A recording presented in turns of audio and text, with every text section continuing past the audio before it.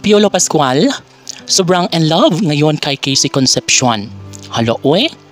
Sadyang kinilig ang taong bayan dahil nga ito nga ang pinaka-inaabangan ng lahat na sana sa kabila ng kilig na kanilang nararamdaman sa relasyon ni Papa P at Christina ay sana'y magtagumpay nga si Papa P sa laban na ito dahil ito lamang ang tanging pinangarap, ito lamang ang nais na makapiling sa habang buhay. Si Papa P ang isa sa gwapo na naging karelasyon ni Christina at hindi ito hahayaan ng actress na basta na lang na mawala ito sa kanyang buhay.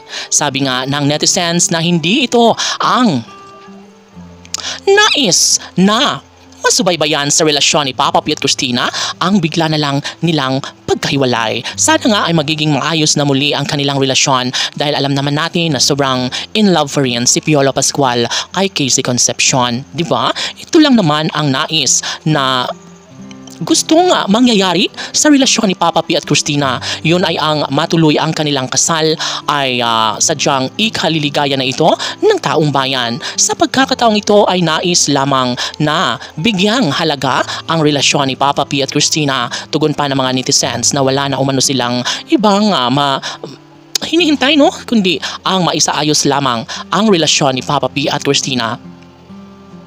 Sa puntong ito ay isinusugal ni Piolo Pascual ang kanyang pag-ibig dahil kagustuhan nga ng aktor na manalo sa pagsubok na sadya nga namang hindi po pwede na mangyayari sa relasyon ni Papa P at Christina.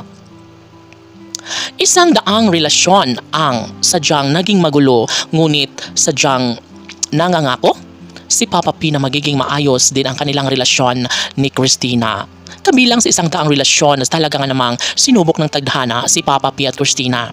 Ngunit alam naman ng taong bayan na kayang mapagtagumpayan ni Papa P at Christina ang laban na ito. Siyempre, nananatiling positibo ang kanilang milyon-milyon na mga tagahanga dahil nga naman ito lang ang pinaka-the best sa lahat na mangyayari na maisakatuparan sana ang relasyon ni Papa P at Christina ay magiging happy na ang taong bayan. Siyempre, kapag maikasal nga si Papa P at Christina ay wala nang mahihiling pa ang taong bayan. Kung sakaling ngang mabigyang katuparan ang lahat ay ito na nga at wala nang mahihiling pa ang taong bayan dahil sa pagkakatuluyan ni Papa P at Christina ay magiging happy na umano si Papa P at ng kanilang milyon-milyon na mga taga-subaybay. Tanong ng mga netizens, mabubuo na nga kaya ang pamilyang pinangarap ni Papa P at Christina?